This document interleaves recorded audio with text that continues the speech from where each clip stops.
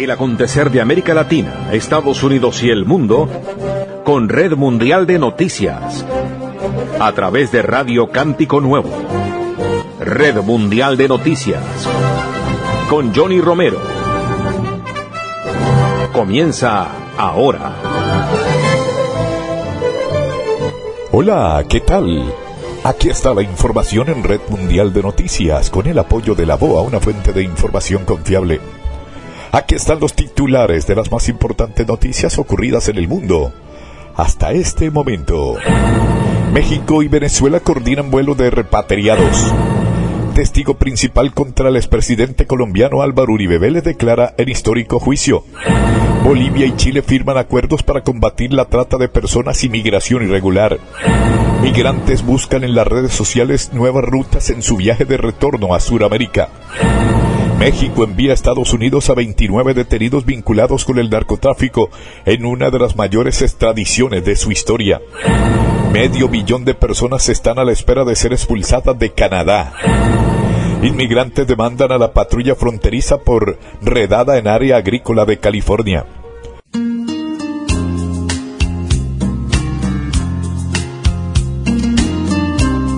La Iglesia de Evangelización Misionera Jóvenes Cristianos, con el pastor Federico Santiago, predicando una palabra buena de parte de Dios, le invita todos los domingos a las 10 de la mañana a un culto evangelístico de gloria y poder.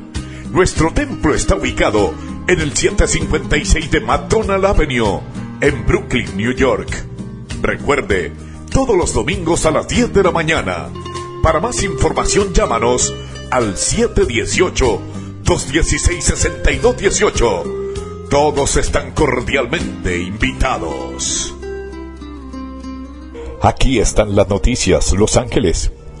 La Unión de Trabajadores Agrícolas de Estados Unidos, UFW, y 5 inmigrantes del condado de Kern presentaron una demanda contra la patrulla fronteriza por una redada realizada en enero en una zona agrícola de California, a más de 480 kilómetros de la frontera con México, donde opera esa agencia migratoria. La demanda denuncia discriminación contra latinos, maltrato, abusos y coacción a algunos migrantes para autodeportarse a México y considera ilegales las redadas realizadas en el Valle Central, en las que detuvieron a decenas de inmigrantes. Denuncian que agentes de la patrulla fronteriza normalmente desplegados en la frontera entre Estados Unidos y México viajaron en enero más de 480 kilómetros hasta Bakersfield, al norte de Los Ángeles, para llevar a cabo la operación. Los agentes pueden conducir búsquedas sin orden judicial de vehículos dentro de unos 160 kilómetros de cualquier frontera o vía marítima internacional, pero Bakersfield se encuentra alejado de la costa pacífica de California. Durante una semana la patrulla fronteriza implementó operativos en áreas predominantemente latinas del condado de Kern y sus alrededores, en los que presuntamente se detuvo y arrestó indiscriminadamente a personas de minorías, especialmente de trabajadores agrícolas y jornaleros, sin verificar su estatus migratorio real, detalla el comunicado legal. Una de las demandantes es María Hernández Espinosa, quien residía en Kern County desde hacía 20 años. Según la querella, agentes de la patrulla fronteriza obligaron a Hernández a firmar documentos que no le permitieron leer y que sin su conocimiento implicaban su salida voluntaria del país. A pesar de sus súplicas para comparecer ante un juez de inmigración, su derecho le fue negado, indica. Hernández y al menos otras 40 personas fueron deportadas a México, separándolas de su familia sin certeza sobre cuándo podrán regresar.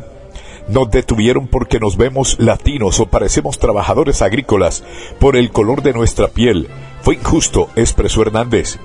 La demanda también expone que los agentes de la patrulla fronteriza desplegaron retenes en carreteras y caminos cercanos a granjas y negocios, donde presuntamente arrestaban personas con base a su apariencia. Incluso aquellos con estatus migratorio legal fueron víctimas de detenciones arbitrarias, detalla.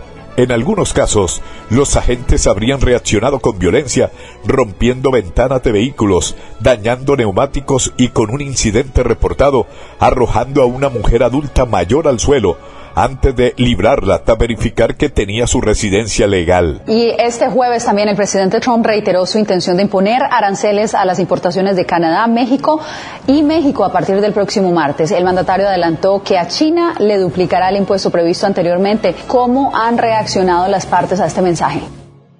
Buscar una vía diplomática para frenar los aranceles anunciados hoy por el presidente Donald Trump. El objetivo pues es proteger el tratado comercial México, Estados Unidos y Canadá, y en ese marco pues ver qué acciones se pueden desarrollar para poder fortalecer las tres economías. Fue la respuesta de la presidenta Claudia Sheinbaum a los planes arancelarios del mandatario estadounidense, no solo a México, sino también contra Canadá y China, países a los que el republicano acusa de no hacer lo suficiente para frenar la entrada de drogas ilícitas a Estados Unidos. Desde el despacho Oval, Trump dijo que drogas como el fentanilo se están introduciendo de contrabando a Estados Unidos a niveles inaceptables y que los impuestos a las importaciones obligarían a otros países a tomar medidas enérgicas. Eventualmente veremos que se detiene el flujo de drogas porque estos países no deberían permitir que esas drogas entren a los Estados Unidos de América. No vamos a permitir que esto suceda. Entonces, eso continúa el 4 de marzo. Mientras, y adelantándose al anuncio, México redobló esfuerzos con la llegada este jueves a Washington de su ministro de Economía para sostener reuniones con el representante de la Cámara de Comercio de Estados Unidos en medio de los amagos sobre la aplicación de aranceles. También hoy una delegación canadiense puso pies en Washington para reunirse, entre otros, con el zar de la frontera de la administración Trump, Tom Homan. Nuestro gobierno y de hecho todo el equipo de Canadá, primeros ministros, líderes empresariales, líderes comunitarios, están centrados en una cosa: asegurarse de que el martes y durante las semanas siguientes no se impongan aranceles a Canadá. Por su parte, Pekín reiteró su oposición a las medidas de Donald Trump de duplicar el arancel universal del 10% que ya aplica a las importaciones procedentes de China. Toronto, Canadá. Alrededor de 500,000 de personas están a la espera de ser expulsadas de Canadá, según cifras proporcionadas hoy por la Agencia de Servicio Fronterizo de Canadá, CBSA en inglés. CBSA también señaló que 16,860 personas fueron deportadas en 2024 de forma forzosa, un 11% más que en el año anterior y la cifra más alta desde 2019. El mayor grupo de deportados forzados en 2024 fue el de ciudadanos mexicanos, 3,759. Tras México se sitúa la India, 1,932 y Colombia, 956. De los deportados forzosos, 13,527 fueron solicitantes fallidos de refugio.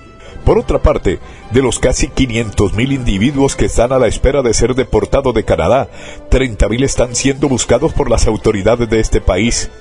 Los ciudadanos de México son también los que encabezan el listado de individuos que están a la espera de ser deportados este año de Canadá, con 7,806 personas. Por detrás se sitúan la India 4,947, Estados Unidos 1,813, China 1,523, Haití 980, Nigeria 922, Colombia 857 personas, Pakistán 828, Chile 512 y Brasil 495.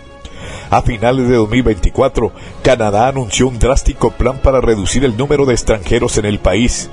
De aquí a 2027, el gobierno canadiense quiere reducir el número de residentes temporales en 500,000 personas.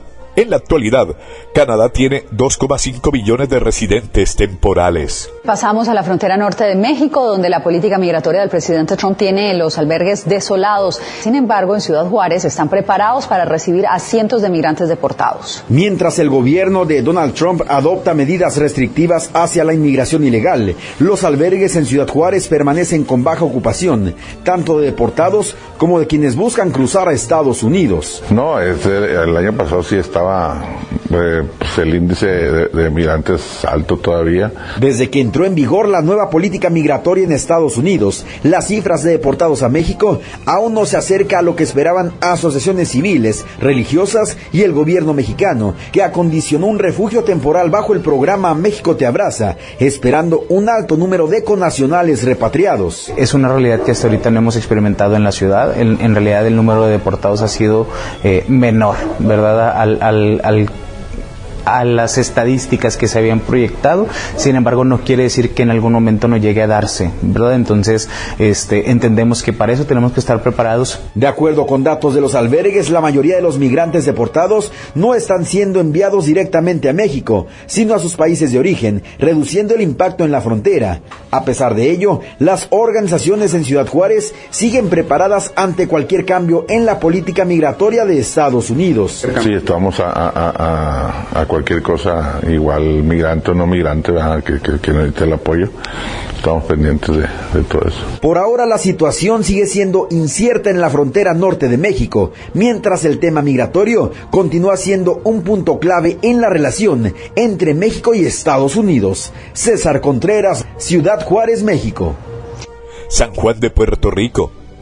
El Colegio de Médicos Cirujanos de Puerto Rico y la Unión Estadounidense por las Libertades Civiles, capítulo de Puerto Rico, ACLU-PR, anunciaron la creación de una alianza que apoye la prestación de servicios de salud a inmigrantes en la isla sin importar su estatus migratorio. Los esfuerzos de esta alianza con la ACLU se dan en un clima de temor infundido entre los migrantes, sus familias y las comunidades que están afectando su salud, lo que produce una notable merma de actividades en las comunidades donde se concentran visitas a oficinas médicas, laboratorios y farmacias, señala en un comunicado de prensa. A finales de enero, agentes federales y autoridades de inmigración y seguridad de Estados Unidos iniciaron una serie de arrestos a migrantes en varios operativos en la zona de San Juan, sin el apoyo del gobierno de la isla. Una de las áreas más impactadas fue el sector del barrio obrero, donde residen miles de dominicanos. Los operativos forman parte de la ofensiva contra la inmigración regular que lanzó la administración del presidente Donald Trump a nivel nacional y que derivó en el arresto de miles de personas, según reportes oficiales, aunque algunos de los detenidos han sido liberados de acuerdo con las autoridades. Ciudad de México. Autoridades mexicanas informaron hoy de la extradición a Estados Unidos de 29 prisioneros acusados de delitos relacionados con el narcotráfico en una de las mayores entregas a la justicia estadounidense que se hayan registrado en este país. Esta mañana fueron trasladados a los Estados Unidos de América 29 personas que se encontraban privadas de su libertad en diferentes centros penitenciarios del país, las cuales eran requeridas por sus vínculos con organizaciones criminales por tráfico de drogas, entre otros delitos, dice un comunicado conjunto de la Fiscalía General de la República y la Secretaría de Seguridad. La extradición masiva se realizó bajo la solicitud del Departamento de Justicia de los Estados Unidos, añade la nota sin precisar las identidades de los implicados. Esta acción se enmarca dentro de las labores de coordinación, cooperación y reciprocidad bilateral en el marco del respeto a la soberanía de ambas naciones. Fuentes de la agencia Reuters indicaron que entre los detenidos está Rafael Caro Quintero, uno de los líderes históricos del narcotráfico en México, así como los hermanos Miguel Ángel y Omar Treviño Morales, fundadores del sanguinario Cartel de los Zetas. Caro Quintero, el narco de narcos, es uno de los líderes del extinto Cartel de Guadalajara y uno de los delincuentes más buscados por Estados Unidos desde hace décadas. Se le acusa del asesinato del agente encubierto Enrique Quique Camarena, ocurrido en México en 1985. Los hermanos Miguel Ángel y Omar Treviño Morales, conocidos como el Z40 y el Z42 respectivamente, fueron dos de los más altos líderes de la banda de los Zetas, conocido por su cruda violencia contra otros de sus rivales, pero también hacia civiles y migrantes. El expresidente de Estados Unidos, Donald Trump, ha exigido a México acciones contra el tráfico de drogas, en especial el fentanilo, para suspender la entrada en vigor de aranceles a productos mexicanos, y su gobierno declaró 6 carteles mexicanos como terroristas, entre ellos al Cartel del Noroeste. Europa y Estados Unidos podrían tener en la mira a Nicaragua por sus medidas antidemocráticas. Expertos aseguran que este 2025 será decisivo para determinar si imponen sanciones o expulsan a la nación centroamericana de sus acuerdos comerciales. Funcionarios estadounidenses y congresistas europeos coinciden en la necesidad de suspender a Nicaragua de los acuerdos comerciales que mantienen con el país centroamericano. Las principales razones: el desmantelamiento de la democracia y las violaciones a los derechos humanos. humanos. Es hora de activar las cláusulas de derechos humanos del acuerdo de asociación. El Parlamento tiene capacidad de actuar y debe hacerlo. Funcionarios del Departamento de Estado de Estados Unidos aseguran que antes de finalizar el 2025, Nicaragua podría ser expulsada del Tratado de Libre Comercio que Estados Unidos mantiene con Centroamérica. Es ridículo de que Nicaragua siga beneficiándose de CAFTA y que siga siendo los Estados Unidos el país importador más grande. Aunque algunos opositores del gobierno respaldan la idea de expulsar a Nicaragua de los acuerdos comerciales con Europa y Estados Unidos, economistas consideran que podría tener efectos negativos. Va a crear una escasez, va a crear desempleo y definitivamente una recesión económica a más no poder. Estados Unidos y Europa son los principales socios comerciales de Nicaragua, por lo que algunos dudan de la viabilidad de una potencial salida de los tratados. Excluir a Nicaragua del TLC, que alguna gente lo ha dicho, otros han dicho, bueno, eso va a crear más migración y va a crear más problemas que soluciones. Sobre estos planes de expulsión de Nicaragua de los acuerdos comerciales, el gobierno de Daniel Ortega sigue sin pronunciarse. Palenque, Panamá. Muchos migrantes se seguían por voz a voz y las redes sociales para encontrar nuevas rutas por las que continuar su camino de retorno hacia Sudamérica, después de haber truncado su sueño de llegar a Estados Unidos tras las nuevas restricciones migratorias del presidente Donald Trump. En Panamá, el TikTok y el boca a boca les ha llevado hasta una zona costera de Palenque, un pueblo pesquero de la provincia caribeña de Colón, tras correrse la voz que allí partieron 3 barcos gestionados por la autoridad panameña con 180 migrantes con destino a la frontera con Colombia. Decenas de ellos llegaron al lugar solo horas después de que zarparan las 3 grandes embarcaciones de madera y cubiertas para cubrir largas distancias. Este nuevo trayecto fue ideado aparentemente para evitar el peligro de los viajes en botes más pequeños, después de que la semana pasada naufragó una lancha en la que viajaban 21 personas con migrantes de Venezuela y Colombia, muriendo una niña venezolana de 8 años. Sin embargo, tras la salida de los 3 barcos de mayor tamaño, son ahora las lanchas con motores fuera de borda y con provisiones extras de combustibles las que han tomado el relevo para el transporte de los migrantes, donde viajan con mucho riesgo, según dicen unas 30 personas.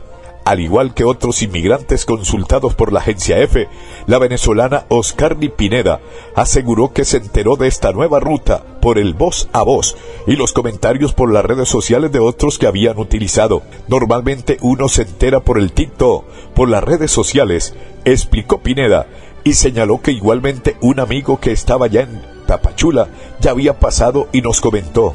Pineda llegó a Panamá tras iniciar en Tapachula, México, su viaje de regreso al no lograr entrar a Estados Unidos después de meses de espera.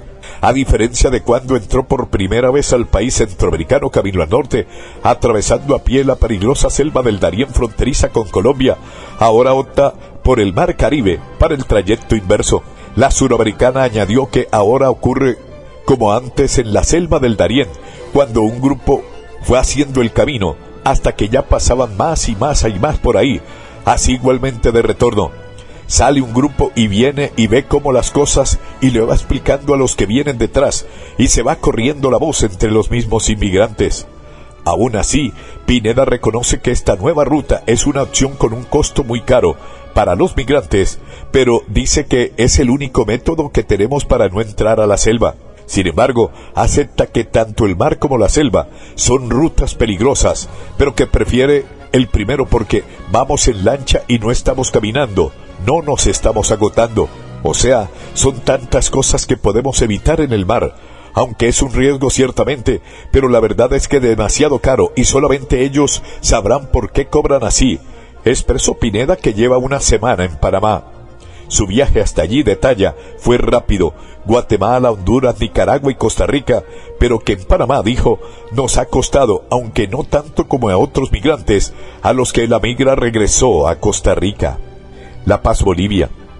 Bolivia y Chile firmaron varios acuerdos para combatir la trata de personas y la migración irregular, en un esfuerzo de ambos países que demandó coordinación y trabajo conjunto desde 2024, y este año lograron establecer los protocolos de cumplimiento. Según información de las autoridades, son 9 acuerdos alcanzados referidos al control fronterizo y seguridad, especialmente contra la trata de personas y la migración irregular. A su vez, ambos estados suscribieron convenios orientados a combatir el contrabando y para homologar licencia de conducir.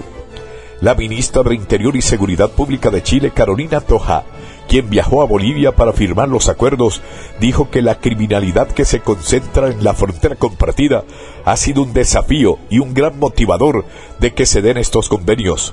Hoy día la frontera son lugares más inseguros en la mayoría de los países. Ese vacío hace que la delincuencia mueva droga, artículos robados, armamentos y, lo que es más grave, comercializa con personas, afirmó Toja en un acto realizado en el Palacio de Gobierno en la ciudad de La Paz. Quito. La policía de Ecuador detuvo hoy a un ecuatoriano presuntamente vinculado con un grupo yihadista del Estado Islámico, EI, y que tenía supuestos planes de atentar contra las embajadas. En un operativo realizado en la andina ciudad de Cuenca del Sur, miembros de la Unidad Nacional de Lucha contra el Crimen Organizado capturaron a Walter Alexander T., ciudadano ecuatoriano que tendría vínculos con el grupo terrorista Daesh, señaló la policía en un comunicado usando otra denominación del Estado Islámico. Agregó que el hombre, a través de las redes sociales, publicaba y evidenciaba su intención de atentar contra instalaciones de embajadas en el Ecuador, además de exponer su motivación por la ideología radical yihadista. En imágenes compartidas por la policía se observa un fuerte operativo policial que derriba una puerta. Al momento de la captura, una autoridad judicial informa al aprendido sus derechos y motivo del allanamiento. Néstor Aguilera tiene otras noticias desde Quito. El gobierno ecuatoriano afirma que trabaja en un plan para los migrantes que han sido deportados desde Estados Unidos tras el inicio de la administración Trump. El viceministro de Movilidad Humana, durante una entrevista en X, recordó que las deportaciones no son un fenómeno nuevo y que desde 2005 el país recibe vuelos con ecuatorianos. En lo que va del año 2025, tenemos 15 vuelos de deportación con 1.525 personas deportadas. En el gobierno de Daniel Noboa se trata el tema con cierta reserva. La canciller ecuatoriana Gabriela Sommerfeld ha evitado referirse al tema de las deportaciones. Sin embargo, días atrás se pronunció sobre esto en la Asamblea Nacional. Y explicó las acciones que lleva adelante el gobierno una vez que tocan suelo ecuatoriano, incluyendo asesoría y un bono de $50, además de un programa al que pueden postularse más adelante. Que comprende, entre otras cosas, un bono de $470 por 3 meses, mientras a la par está siendo capacitado. Entre familiares de migrantes, la preocupación inicial por las deportaciones se centra ahora en las opciones que tendrán los repatriados. La Federación de Migrantes Retornados afirma que entre las 840 personas registradas aún no llegan las ofertas del gobierno. De los 840 registrados no tenemos a nadie que nos hayan dicho que no les haya entregado solamente los $50. No podemos aseverar que sea cierto. Según datos proporcionados por la Cancillería, en 2023 fueron deportados desde Estados Unidos 18.449 ecuatorianos en 150 vuelos. En 2024 la cifra pasó a 13.589 en 118 vuelos. Néstor Aguilera, Quito. Bogotá. Un ex paramilitar considerado el principal testigo del juicio contra el expresidente colombiano Álvaro Uribe Vélez declaró por primera vez en esta etapa del proceso que enfrenta el influyente político por los presuntos delitos de soborno a testigos y fraude procesal. Uribe, quien gobernó entre 2002 y 2010, es el primer expresidente colombiano en afrontar un juicio y ha dicho que demostrará su inocencia en un caso sobre supuestos sobornos a testigos para que cambiaran su versión o negaran sus supuestos vínculos con los grupos paramilitares.